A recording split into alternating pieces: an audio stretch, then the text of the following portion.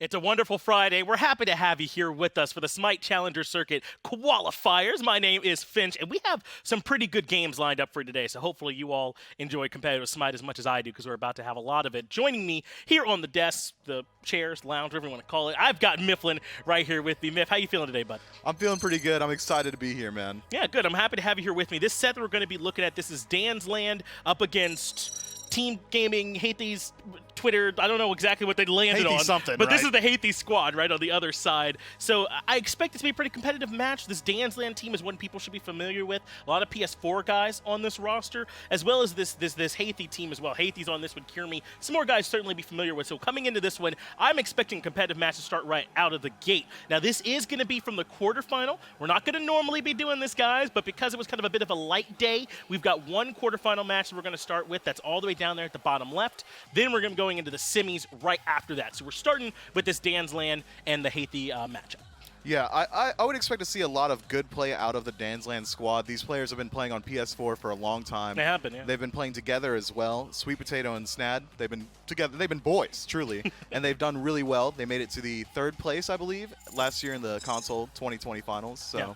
They were on Big Money, I think is the team that they were on. So yeah, that was a team that kind of made a bit of a late surge towards the tail end of that year. So you can certainly know what kind of action we're going to expect. It's going to be a scrappy match, I would expect, right? Probably kind of like some run it down mid type energy happening in this game, lots of action. But we love to see that kind of stuff, right? Everyone normally at this point is qualified because this is the quarterfinal. This is a big matchup. You have to make it into the semis, and then those 4 teams all make it to the group stage after that, which will be happening 2 weeks out from now. There's 3 weeks of the open bracket play. Yeah. All the tension is really in your body now, right? You know that this game, it matters a lot. They need to make it to these quarters. Yeah, you don't want to have to go through having to do a whole nother week of this type of competition. I mean, Mifflin, you used to play in these kind of all-day tournaments, right? What is it like when you have this much SMITE all back-to-back? Does it really start to weigh on you after a while? It does. You know, the first 3 hours, you're like, all right, cool. I mean, I'm me good and at my SMITE. boys, I love SMITE. I love this game. I'm playing with my boys. We scrim all the time. You know, 4th hour rolls around. You're like, I'm getting kind of hungry. I'm thinking about lunch. Right. 5th game, you're like, I'm ready. Okay, I'm just trying to qualify at this point. Yeah, can we please go ahead and qualify and get out of here? I totally know what you mean on that one, Mifflin. Speaking of, let's go ahead and get started. Let's get into the picks and bans for game number 1. Remember, these quarterfinals are a best of 1. So by game number 1, I mean the only game. You have to win here. After that, it is the best of 3 in the semis and the finals. But this first one, you got to win it. And I think that's why we're seeing Susano banned away right away. He is such a strong jungler right now. He establishes so much lane dominance for everybody. He can go anywhere. He moves through the jungle so quickly, and he has such good setup that it really doesn't matter even if you have a high-pressure lane. He's just going to pull you in. He's going to do the majority of the damage himself. Moja banned away on the other side. No big surprise that we're seeing that one taken away. The Horus as well. So an eye towards some supports on the side of the Haithi team, Haithi's on Twitter, whatever we're going to call those guys. And then on the other side, Thor and Persephone banned out. So a little bit of jungle trying to take some of these picks away from Kyrmi, it looks like, as well as Persephone was just a strong mid lane. Yeah, looking at these bans, it really seems like they know it's going to be a scrappy game. These are high contention gods. Oh, but Xing Chen making it through, and he's largely thought of as just one of the best supports right now. I mean, he gives you so much pressure. He's good at multiple stages throughout the game. This is a great first overall pick, I'd argue, here right now. Do you like this one? Would you have rather seen something else prioritized here? Or are you down with the Xing Chen? I like Xing Chen a lot, but looking over at Haithi's side, Kukulkan is so dominant this season. You can't just let it slide through like that. He's going to control the lane so well, and his team fight presence, especially with the closed-off jungle as it is now in Season 7, the lanes in the jungle are a bit more narrow. Tornado is going to be so much more potent. It really is, man. That mana build that's out there for these mages now, we're able to go like Book of Thoth, Polynomicon, Book of the Dead. Those sorts of items, they really, really work well for Kukulkan. So that's why he's been rather potent. But here's a guy I know that you've been pretty high on, this Camazotz coming in. He's a jungler that's not going to do much else except damage for your team, so you got to make sure you're bringing that. You're right. Camazotz is completely damage focused. He's going to be all single target. But the interesting thing about Camazotz as well, he might not be in the jungle. We might see him go into the soul lane. It's a flex pick, and it's going to keep Haithi and the boys. Their ban phase is going to be a little bit iffy now. They don't know where that's going. Well, you were talking to me before we even started this game up, when we were just kind of getting ready for the day to start, about how much sustain we saw in the soul lane. It wasn't even all warriors necessarily. We saw a lot of like something like Chang'an and then Camazotz, kind of to your point. Do you think that that's something that we might see a bit more of here today as well? Looking at the comps, Dansslandd could slot some healing very well, and it would keep them sustained in the fight. They have a good frontliner as is. They have decent damage, but we see the Daji come out, so I think it's fair to say that this Camazotz is going to go solo. We're not going to see a healer. I think so. Certainly plenty of self-sustain for Camazotz, but not going to be topping off the squad. The Dodgy in the jungle, something we've seen a little bit more of lately. I don't know if I'm 100% sold. There's a lot of good junglers. I'm not the hugest Dodgy stan, but certainly will be strong here for this Dansslandd squad. Yeah, Dodgy here fills out Danssland's squad so well in that she is a important beads burner, Yes, right? you have to. He's not going to be able to just grab them if they have beads. Dodgy, she's going to get rid of the beads for him. A pretty good situation. So those two will be working at the beads burners together. On the other side, Sun Wukong coming in. We've seen Sun Wukong a bit more, but he feels like the jack of all trades, master of none. Do you really want somebody on your team that kind of does things well instead of a specialist? I like Sun Wukong in this comp for one reason and one reason only. He can sit on the mage very easily. He's going to be able to get back there and sit on the Merlin and keep him from free casting. Let's see if that's what's going to happen. This Sun Wukong give Merlin a hard time, or will Dansslandd grab the win? Game number 1 starting now. I appreciate you, Finch. Dolson down here on the cast aggro, bringing a little tenure. And Doug, of course, back spectating for us. Everyone back in production, so, you know, so much tenure and experience in this squad. If anything goes wrong here, no chance it's my fault. How do you mean? You mean there's no way that you say the wrong god name or god ability? No. I don't mean to Hindu man you, but you did kind of set yourself up for this. No, you know I what did. I mean? But I withstood the impossible quiz that Hindu threw at me. Yeah. And I won't do that to you. I promise you that, at the very least. Welcome to the casting desk, Dave. Yeah, right. We're standing by on the casting desk. I'm excited to jump into this one. We haven't gotten to see kind of a match of this, I guess, magnitude yet in the qualifiers. We've jumped right into the semifinals where all 4 teams are already in the group stages. So, Aggro, this is really the first one where between Dansslandd and Haithi, either you win and move on to the groups, or the group stages rather, or you lose and you're gone. It's a good point. I mean, the semifinals and finals, it's really all for seeding. These are the most important matches. The quarterfinal matches that are one game only, win or go home, and then that gets you into that group stage where then you can fight for seeding in the semis and finals of that week. So you're right. These are higher stakes than normal.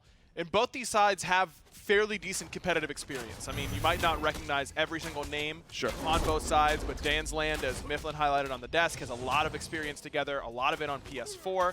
So you know that those guys have some synergy at the very least. And then on the other side, I mean, Kyrmi, Haithi, Mortbklyn, Wheels, these are guys that you should recognize if you've been a fan of the amateur SMITE scene for some time. A lot of AVGL experience, a lot of SML experience. So it's a matter of which side is just going to be able to put that experience to good use here. Well, I'm excited to kind of look at the Snaddy and Cybrido matchup in that solo lane. Camazotz and Yorm, I think, talked about as 2 of the top-tier solo laners here.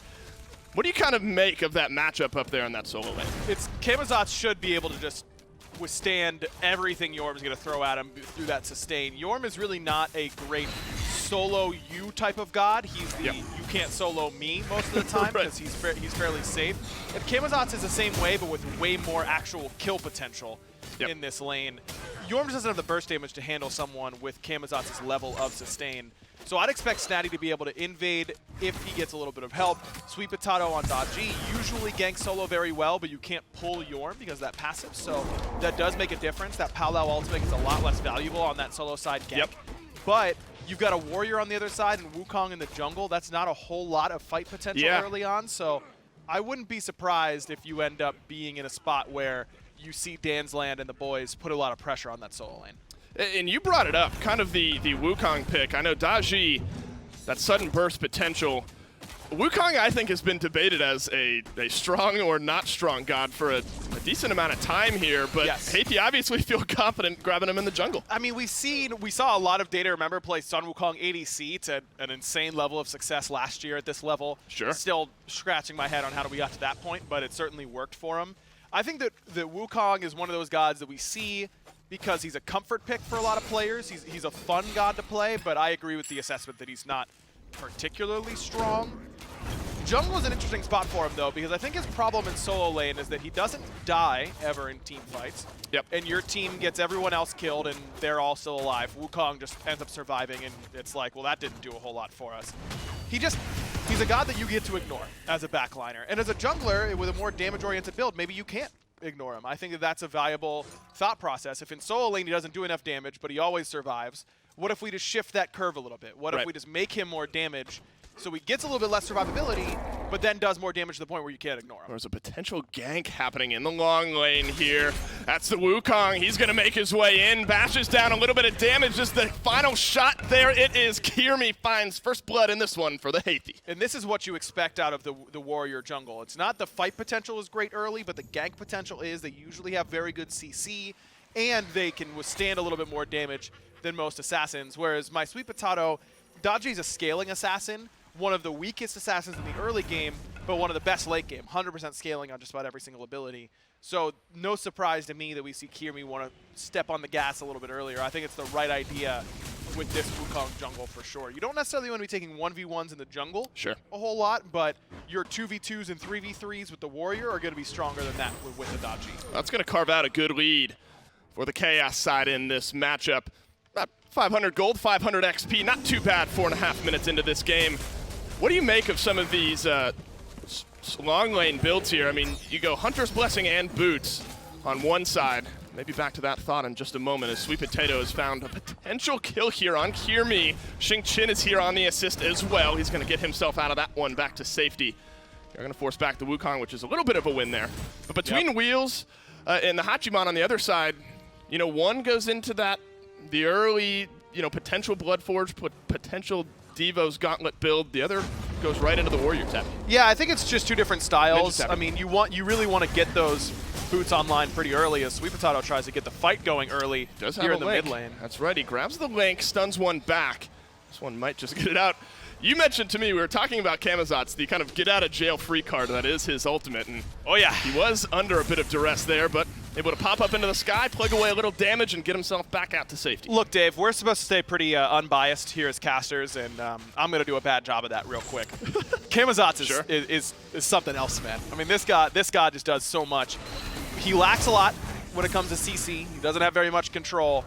But when you do this much damage and have this much survivability, it's very, very hard to counteract. There's still another skirmish happening in the mid lane. Stun, looking for a little bit extra. That's Nano that finds the kill onto Haithi. It's Kukulkan that's now down. They're looking for a little bit extra, though. Are they able to get out with the one for none? It looks like they are. Xing so low, but able to get right back into tower range. That's a big win for Dansslandd. Get them right back into this game. Close that gold gap. And I really like the way that this whole team is playing together as a unit. Earlier on, we saw YarBadKid blink in, go with that Whirlwind of Rage and Steel. He got the shell from Mortbklyn. He got the beads from Haithi. Now, or excuse me, it was the other way around. Daji went in earlier, got the beads from Haithi, got the shell from Mortbklyn, and then YarBadKid goes in a little bit later, now knowing that CC immunity is down and guarantees the kill onto the enemy mid laner. I think that Kukulkan is a premier pick right now in the game. I think you should be grabbing him just about every time you can, and getting Haithi behind on a god that really dominates one ahead is a good look for sure. I think this solo lane has been a bit of a tug of war. I mean, I think either the Yorm or Camazotz have found themselves a one-level lead. And now you look at this Daji, SweetPatato looking for a little bit more, does connect on one of those chains, pulls back Kuku, he's able to get the Spirit of the Nine wins off, but Nano's looking for the dive. Nano finds the kill and is going to get himself back out of range. Kyrmi is going to try to find the final shot onto Nano, make it back for a 1-for-1, but that Xing tosses back too. Are they able to capitalize? Looking for the final shots onto Kyrmi. He's back under the race. SweetPatato, he makes it a 2-for-1. Really love that play by Nano to make sure that he gets the kill onto Haithi. He takes a lot of tower damage, maybe a little bit too much, but then the choice to transform out of fire and into the arcane stance gets him that little mini knockup, which forces Kyrmi to commit the ultimate, which then means that YarBadKid's ultimate's going to land every time because of the blink pickup by Kyrmi. No purification beads for him. That's a good example of being a mid laner, knowing that you're going to die, but doing what you can to force the hand of the enemy and set themselves up for a good trade in their favor. 2-for-1 in the mid lane. Good accuracy by SweetPatato. Took him a couple extra shots, but eventually got that link onto Haithi. And Haithi does what he can. He drops the ultimate. You have to assume you're getting bursted from 100 to 0 as soon as you get pulled. So you try and return as much damage as you can with that ult. Ended up missing, but that's a tough shot to take for sure. I think you got to give the nod, though, to Haithi. I mean, at least staying somewhat close level-wise. Just now getting to level 9 is Nano. So Haithi, you imagine, maybe about half a level behind there, despite 2 kills and 2 deaths for Haithi. 2 kills, of course, over to Nano. So maybe that's kind of the benefit that you bring up about the Kukulkan, even being so far behind with 2 deaths and your opponent being up 2 kills. you're able to kind of maintain your status in that lane. Definitely. It's very easy to just walk around, drop the whirlwind on the mid wave, start rotating to back harpies right away. That's one of the strengths of this character. It always has been, even when he wasn't considered a meta selection. His clear was never really the problem once he got to this point in the game. It's that later on, that damage became very unconfirmable with the change of the whirlwind last year to reduce that latch time, the amount of time it takes for the whirlwind to attach to you. Basically added another damaging ability to the kit. We have seen so much aggression from SweetPatato, and he's going to connect. That's beads from Haithi to keep him alive from that Daji ultimate. That's a big stun onto one. Kyrmi looking for some damage on the backside. Spirit of the Nine wins. That flies through. Wukong looking for the dive. So close to finishing off the kill, but that's no good. Xing tosses a couple back underneath tower range. YarBadKid finds the kill. And Kyrmi's going to get out alive. SweetPatato is going to excise his right to get out as well. Kyrmi, only death in this one. Another good fight there from Dansslandd. Really, really strong. I mean, SweetPatato a little bit inaccurate with the ultimate so far, and that's going to have to clean up as the game goes on. But I love the tempo that Dansslandd is going with. They're not letting this mid 3v3 really rest on their laurels and get to that Kukulkan late game, which can be very, very potent. They're forcing fights very, very early because they have such impactful ultimates. As soon as Haithi uses those beads, as soon as Kyrmi steps up without an ultimate, either Patato or YarBadKid is going to be able to make a play.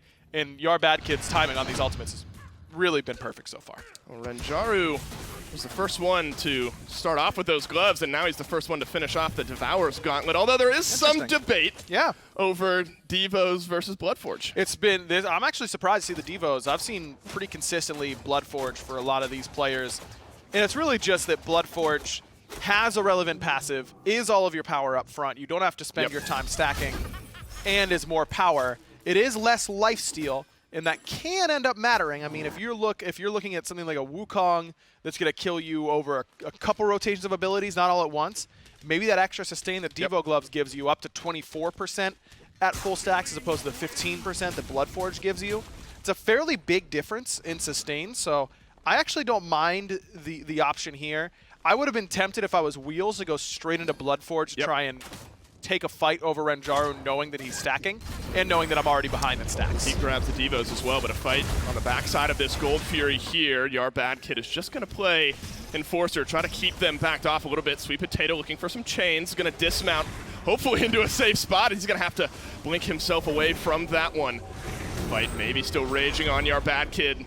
Whirlwind of Rage and Steel is going to spin around, not connect with anybody, but this opens up the door for Haithi to start off this Gold Fury. Snaddy, he's in the back line, doing so much damage to Haithi. Kukulkan ultimate's going to swoop itself through, doesn't connect on anything. Snaddy finds himself some free damage, a free kill on the backside, and maybe just a little bit extra here. Now it's Yorm in trouble, going to have to channel that ultimate. Now that both solo laners have used their ults, but I don't know that either one is particularly healthy. That's a nice three-man knock-up there, but he's got himself in a bit of a bad spot. Surprised maybe they didn't try to disengage with the third charge of his ultimate there, and he's going to go down for it. NanoBruv blinks away.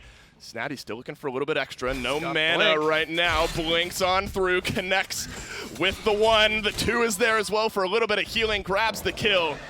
And what a turn there from Dansslandd. They grab the Gold Fury to boot. I mean, look, the SMITE playbook says you have Kukulkan, you do objectives very well. You secure them better than anybody else, so let's just ignore the fight, get the objective, and try and get out. Yeah, it's easy, right?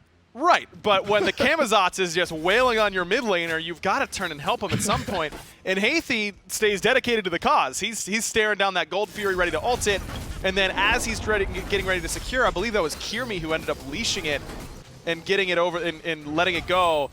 Really, really sloppy there from the Chaos side. And credit goes to Snaddy. When I'm talking about the ability to dive backlines and sustain through everything and then get out, that's exactly what I'm talking about. That's why Camazotz is so nuts. He's doing a little bit more diving here, unable to steal away the blue buff, but makes life difficult. And that level lead that has been back and forth so often in that solo lane, you know, now you pull that 2 ahead if you're this Camazotz thanks to a couple of kills. Maybe it's the way he walks just makes me mad. How is a dude who walks like that beating me up this badly? You know, like he's so unassuming, right?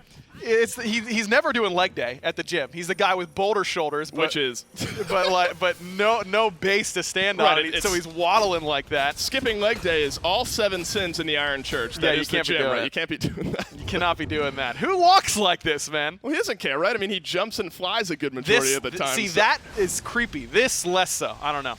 Maybe Look at him, he's just scratching his face. Well, you got to be scared of it. He's 2 levels ahead. He's got 2 kills in his back pocket. He's 4 items into his build, counting the start of the Blessing. I mean, Cybrido, I mean, he's building into defense, so he's able to sustain through this Camazotz, but maybe that's not what Camazotz is worried about at this point. He just wants to extend that lead and melt those squishies in the backline. Exactly. It's a waste of your time to try and solo the Jorm in lane 9 times out of 10. It's much better to try and transition that lead and go into the mid lane and really bully out Haithi, who's been bullied so far. Well, how many times have we seen this aggro? SweetPatato jumping forward, up to the ultimate, grabs Haithi this time. Looks like beads were used, but now Xing into the back line. SweetPatato getting chased down by Kyrmi, unable to escape that one. That's a kill for the Wukong. Traded back immediately by who else but that Camazotz. Kyrmi is up in the sky, into that ultimate. Looking for a little bit more. Snaddy has to burn the ult as well, just for a bit of disengage here. Kyrmi looking for a little bit more, but he goes back. We end this one at a 1-for-1. It's the right idea by SweetPatato, but you've got to be a little bit quicker on the execution. In plays like that, you really don't want to sit up in that pal forever and let everybody converge on you. You want to blink 3, go up, hit the first chain, insta-cancel it, force Haithi's beads, and get out, so that then YarBadKid can come out and over the wall.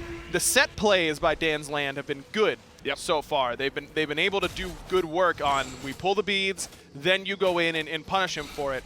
But it's been too slow to develop. They're doing it well, but it's taking a little bit too long. If we speed that up a little bit, it's going to be much more effective.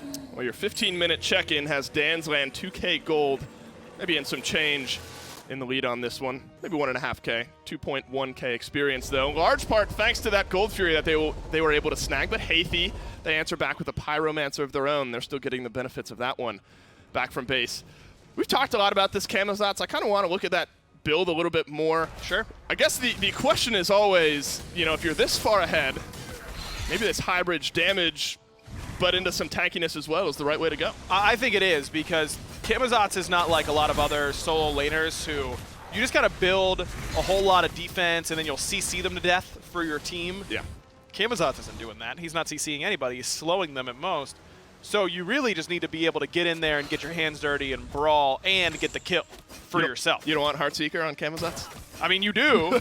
It's honestly not a bad 6th item on Camazotz solo. You just want to punish them as much as you can with your damage. SweetPatato's trying to ram this strategy into the ground a little bit. He jumps up into the sky, pulls back Haithi.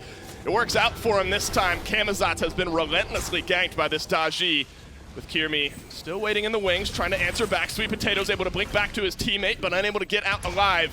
Now you have YarBadKid just trying to peel back, and Kyrmi's able to get out alive as well. Snaddy elsewhere finally does grab that solo kill on the Jormungandr.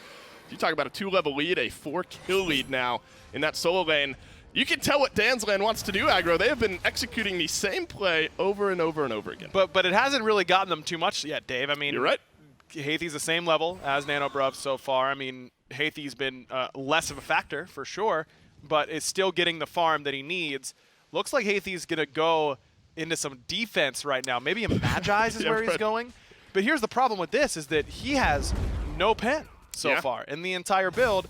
And yes, you are going to die, but you're going to die with defense anyways. Against a team that has Camazotz, Daji, you're going to die. So that worries you. He's not going to be able to do as much damage potentially. It's a common misconception. Your job as a backliner is not to live. Maybe Hunters is a little bit more important because you do objectives far better. For mid laners, it is not your job to live. It is your job to do damage, regardless of if you live or not. And so building defense in that slot doesn't really help you that much. It's much better to just 1-for-1 yourself every fight, or 2-for-1 yourself if you can.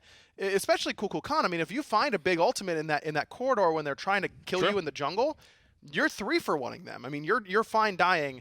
I just don't think that that's the mentality the mid laner should have. Well, we've seen an example of the big Spirit of the Nine Winds that's able to kind of counteract one of those ganks. It just hasn't happened consistently. Only twice has Haithi been able to turn around, at least in assist. But that's in mid lane. That's the most wide open area you can be in. Later on, these team fights are going to be in the jungle, much more narrow corridors. You'll be able to whirlwind one entrance, Spirit of the Nine Winds the other one, and then they might kill you. But again, you're taking 1 or 2 with you if you play it well enough. And you're going to have way more peel at that point. Kyrmi can help you. Cybrido can help you a little bit more. It just feels like I just don't like the mentality for that. I think being scared to die as a mid laner is is one of the worst things that you can do in a competitive setting. Well, I mean, SweetPatato, we have just been talking about it. He started off so many of these fights in the mid lane. Still 2 levels behind Kyrmi on that Wukong. They are going to start the Primal Fury here.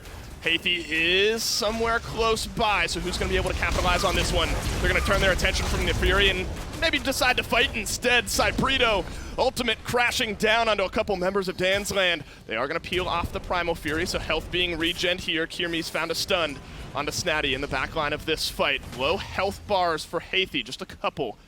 They might just disengage this one with no deaths. But this is better for the Chaos side because they have the Terra, so they have a little bit more sustain. So they can withstand a little bit more poke, but they got significantly more poke than that of Danssland's side. Snaddy, now he's the one who's zoning out. Primal Fury melted away, confirmed by Dansslandd.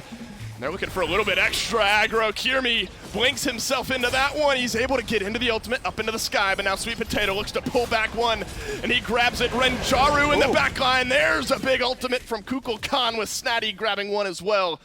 So it's Primal Fury as well as 2 kills for Dansslandd. Really beautiful fight by the solo laner Snaddy. He's played very well so far this game. He goes in exactly at the same time that Kyrmi goes in, and so Kyrmi looks like he's going in all alone, but I don't think that was the plan. I think that this Camazotz is so big that he's forcing all that attention to go to him right away on the blink in. So it leaves Kyrmi very isolated. He's still able to dive effectively. I mean, look at how healthy he is. That new Shield of Kadushi is helping out in that regard as well, giving him some protection, some power, and upping that healing.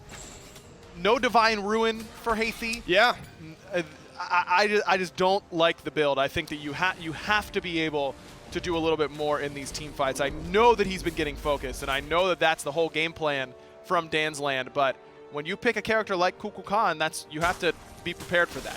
You're not getting to free cast on that guy. I mean, do you think Haithi's the one that needs to go into that anti-heal to kind of knock down Snaddy a few pegs? Yeah, because Divine Ruin is very easy to hit multiple people on Kukulkan. I mean, you hit Snaddy with a Zephyr, and that's going to be on him for a while, and that's going to make all the difference, especially if Kyrmi's able to hit him as well. Pyromancer one more time, started up by Haithi. Kukulkan looking for it. Kukulkan grabs it. Snaddy, though, is looking for some kills on the back end of this one. This is the same story we saw last time. Dansslandd grabs the Fury. Haithi grabs the Pyromancer, and it looks like they're going to be able to get out alive on this one, hugging that tier 2 tower for dear life, but it's a Pyro for Haithi. But look at how little damage that Snaddy's taking. I mean, he just ate a Zephyr and a full Whirlwind and took what, 20%? That's not enough. They're looking for Fire Giant as well here. SweetPatato up into the sky, and now you got Jormungandr kind of peeling this fight into 2 different fronts, pulls back one, and they're able to grab the kill onto that Terra, so you have a 5v4 for Dansslandd. If they look for a little bit more, Snaddy's got some good damage onto wheels here. Drops down the ultimate. They are unable to finish off the kill. He's sustaining himself through this fight, dashes out. SweetPatato blinks right on through. They might think about going back towards this Fire Giant after this fight. They've got 2 kills in their back pocket. NanoBruv elsewhere on the map is able to get the kill as well, so that's 3 in this fight for Dansslandd. Potentially looking for 4 here on Haithi. Haithi just too low and really doesn't have that much damage in the kit. A couple good Aegises by both NanoBruv and SweetPatato to make sure that they're healthy. And this should be a decent Fire Giant opportunity. Now, Haithi having ultimate and knowing that he's going to have that best confirm in the game is a little bit spooky. I don't think that you can really hold this retreat against Dansslandd, but you don't have to force it right now. You're winning every team fight handily right now. Sure. And it's not like the Chaos side scales that much better than you into the late game. I mean, Wukong jungle is already past its most effective point in the game. It's really a mid-game pick.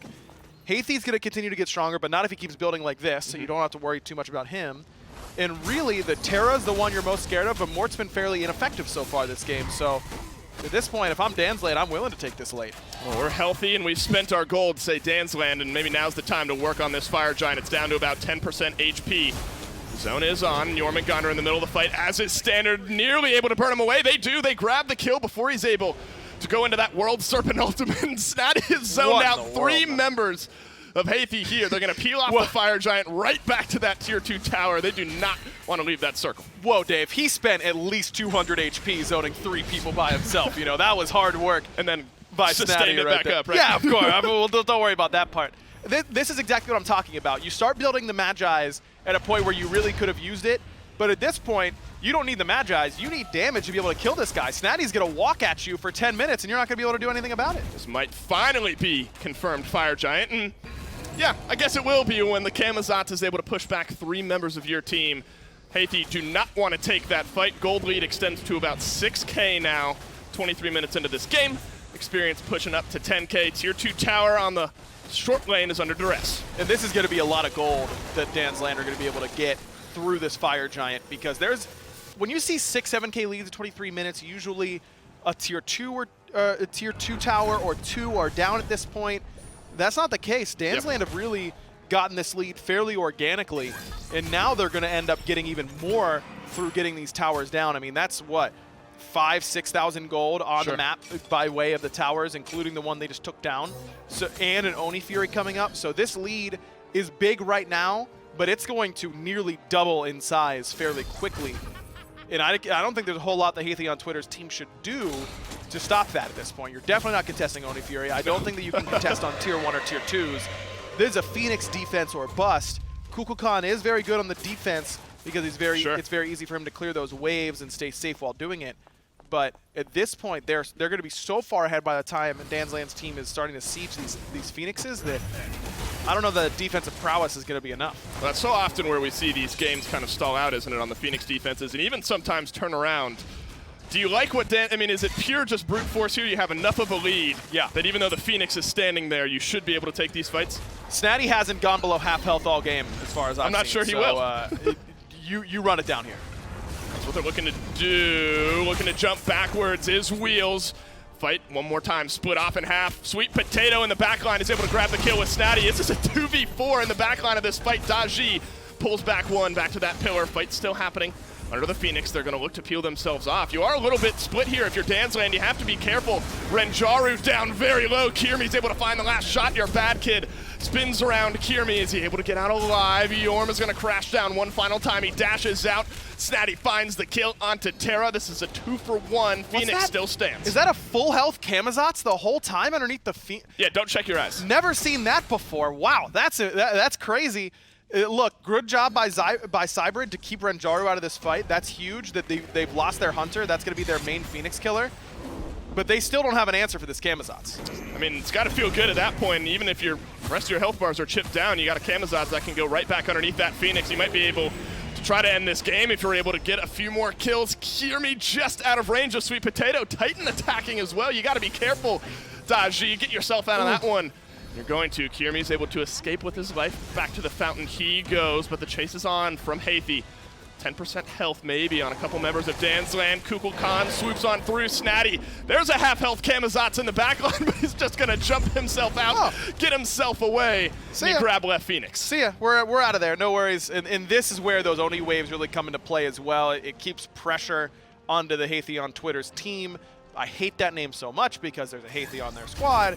At least Dansslandd, I believe that is NanoBruv, if my memory serves. So at least a different name that it makes it a little bit more helpful. But either way, I really think this game has really come down to build choice in the way that both sides have played some of these team fights. It's really been the Snaddy show so far. I mean, look at his player damage. He's done 1,000 more damage, or 10,000 more damage, excuse me, than anybody else on his team.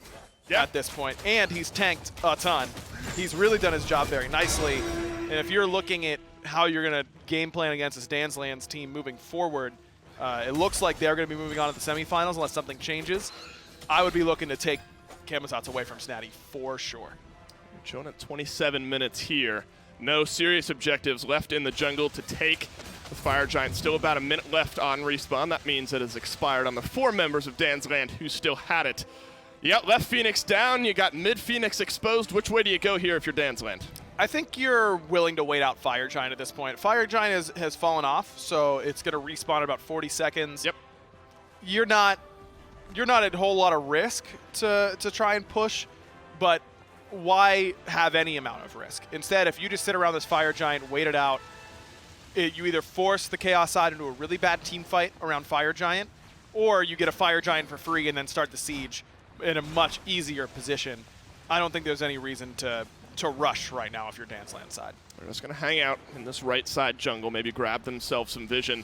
But if you're Haithi, I'm not sure as a team you're really looking to take this fight. You were able to grab at least a kill and chunk down some damage underneath your Phoenix. Maybe you just let this one go and try your hand at a couple more Phoenix defenses. Completely agree. You're going on the Phoenix defense for sure. There is good news from the Chaos side. There is some pen online finally 28 minutes in for Haithi. He's got the Charon's coin, so he'll do more damage to Snaddy, but more is probably not enough at this point. Again, it's not a Divine Ruin, it's not anti-heal, it's not a Soul Reaver to try and chunk through all this HP. It is an HP-heavy build for Snaddy. So Soul Reaver would do a whole lot of work, but that's way more expensive than the Charon's coin. You just don't have the gold for that at this point. That's Fire Giant secure. Right side Phoenix now under attack for Dansslandd. He's going to look to poke a little damage. Hey, let's blink in a couple of times. SweetPatato into the back line. He's going to force the Kukulkan entirely out of this fight. Jormungandr into the World Serpent is just going to try to peel off for the rest of his team here. YarBadKid holding onto that ultimate. No ultimates used just yet from Dansslandd. They're going to still have those into this fight. Absolutely exploded as Cybrido on that Jormungandr. MySweetPatato able to find the kill onto Wheels, and Kyrmi maybe he's able to pull one back. He does onto Renjaru, so that's a little bit of damage out. Kyrmi up into the sky. Where's he going to choose to land? I'm sure he's not long for this world. He's just going to wait this one out. You might just turn your attention back to the base. Let him go. Snaddy, why not 1v2 one more time? That's a big fight from Dansslandd. Really good job again by Snaddy and SweetPatato. Into the back line immediately and just forces all the damage dealers back. Kyrmi's able to do good damage in conjunction with Cybrido to bring down Renjaru, and that's been a problem so far for Dansslandd, is that their Hunter has not been able to stay safe in these 3v2s and 2v2s that they're having, and that's certainly something that they need to work on as a squad. But look, when Snaddy's creating this much space for you, you should be able to do a lot more with this lead, in my mind. It'll be a process for sure, but if Snaddy's playing like this, you'll be okay. This could be it, aggro. There's only 4 members immediately ready for Haithi. It is going to be left side Phoenix taken down. Right side has also fallen, so only mid lane Phoenix remains. That is the Titan under attack, but just a few minions here. Looks like Dansslandd, aggro, they're going to look to spend their gold, maybe get back, buy some of those consumables, and give this one final push. At 20-7, 13K gold lead 30 minutes into this game. We'll grab the Primal Fury, maybe give it one final push into the enemy base. 3K gold for YarBadKid and Nano at this point. I mean, basically right at that same mark. Certainly plenty to spend it on. And Snaddy gets to do this. Well, he doesn't have to back, right? He doesn't. What could he ever need? I mean, he's got 2K gold, but he's already sold his boots. He actually picked up a Hydra's Lament, which is very, very good on Camazotz. A lot of quick fire abilities that you get to auto-cancel very, very well. It's that 6th item you brought up. Yep, it's a good sixth option to do a little bit more damage.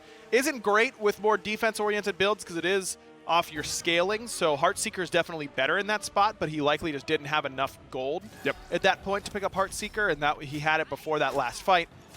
Instead of selling it and kind of resetting his gold total, instead he just seems to be willing to buy a power potion and get everything ready to go for this, what should be final siege. Well, with 2 minutes on the Fire Giant respawn, you got about 50 seconds now remaining on 4 out of 5 members of Dansslandd. It's really been Renjaru. That's the only one that's been falling with these Fire Giants up, but I think the rest of Dansslandd is okay. He's been able to do enough in the meantime to keep them in these fights. Snaddy is going to position himself, just try to maybe move forward.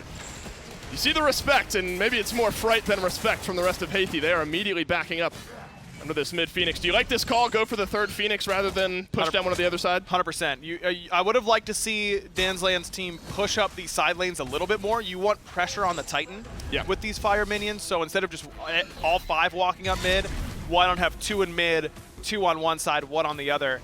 You get there at the same time anyways, and you have a lot more pressure on the map, but this play where they're kind of waiting it out seems to be working okay, but Fire Giant falls off them right now.